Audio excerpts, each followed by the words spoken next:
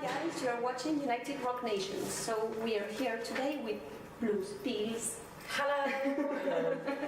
So nice to see you and nice to meet you. Nice to meet you. So how are you doing today? Fine? Everything's Great. going fine? Yeah, we're in Paris, enjoying Paris, and yeah. It's great. Great weather. So we are here to talk about your forthcoming album that will be out in August, if I'm right. So you have, for the last 5 years, it has been very amazing how you, I don't know how you say, you launch your career. It goes from small venues like Glaza. Yeah. You were really fat, I remember. You have, Oh yeah, I had some vocal problems. Then, well, big venues and festivals and everything. So how do you deal with all this?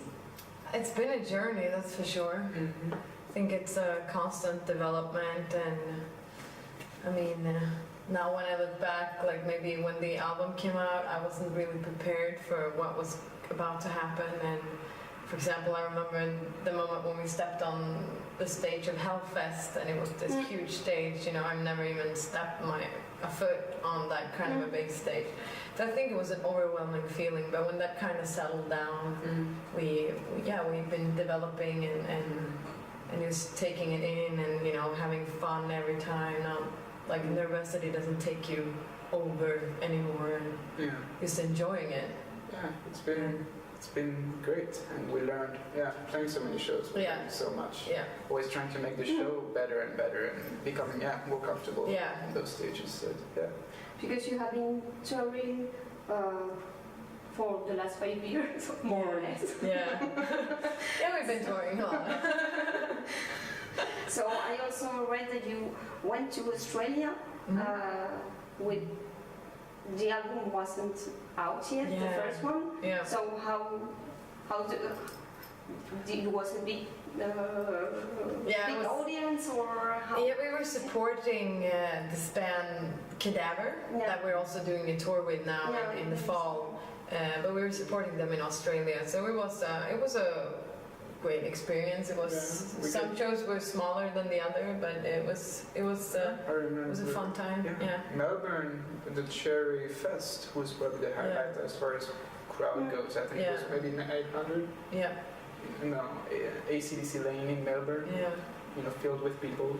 But we also played some other, wasn't it in Melbourne as well? We played 2 sold-out shows in a row in this little venue. It was.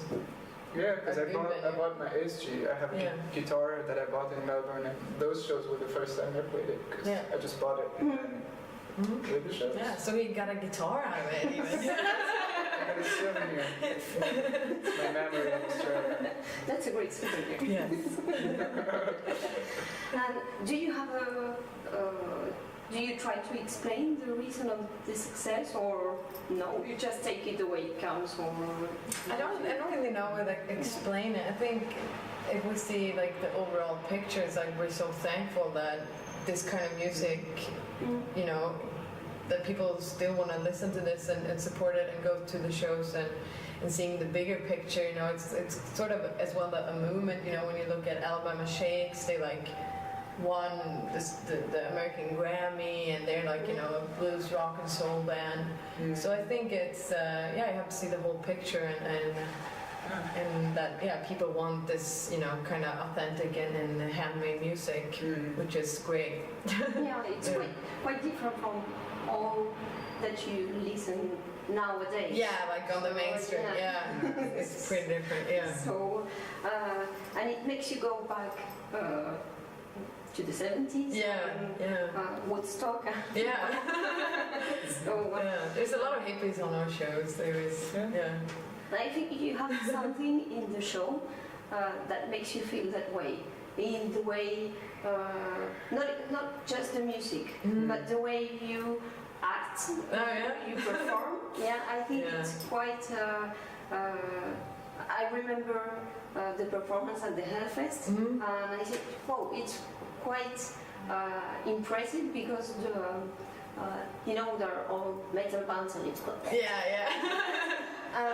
it's so calm and so different from the rest. Yeah. And you see, even everybody loves that. So I think it's just an atmosphere that you create, maybe with not only the music, but also the way you perform. So that would, if that is the truth, excellent.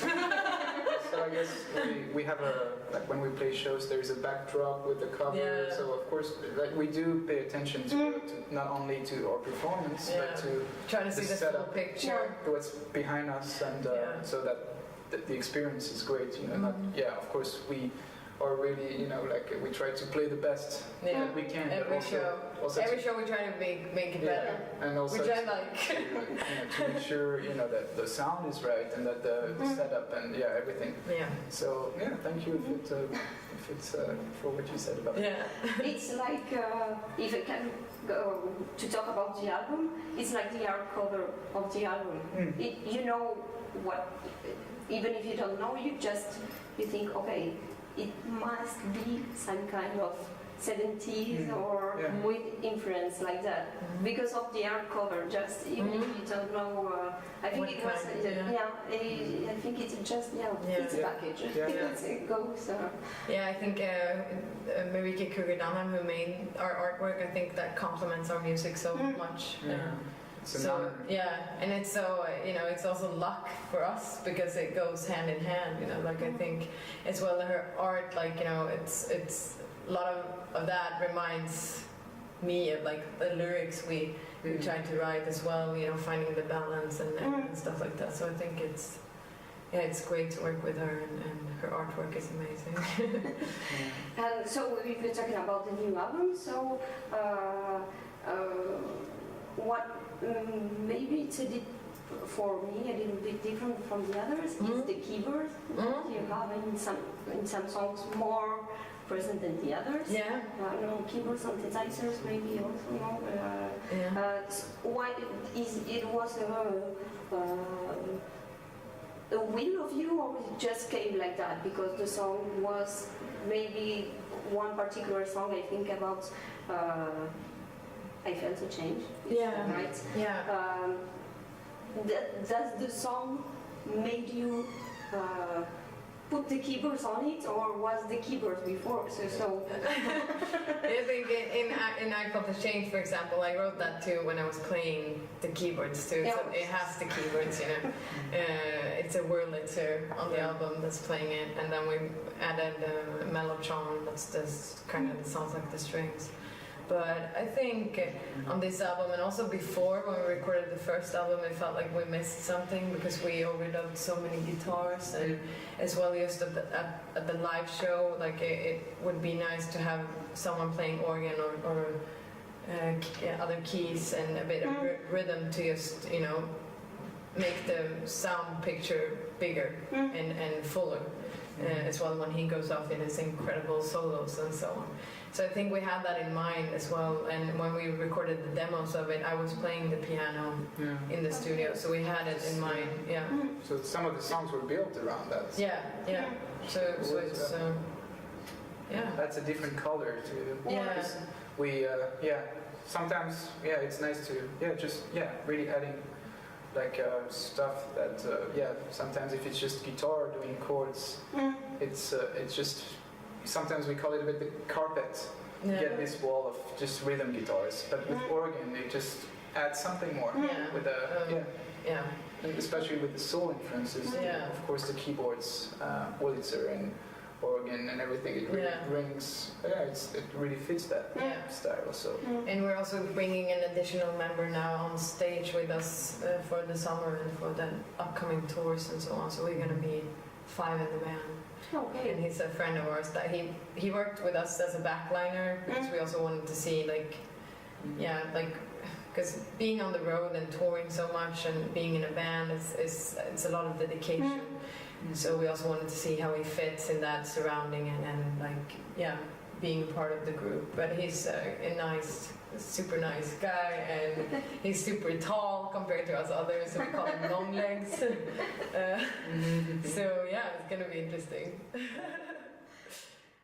Bonjour tout le monde, je suis Dorian de Blues Pills. Je suis Hélène. Et vous regardez United Rock Nation.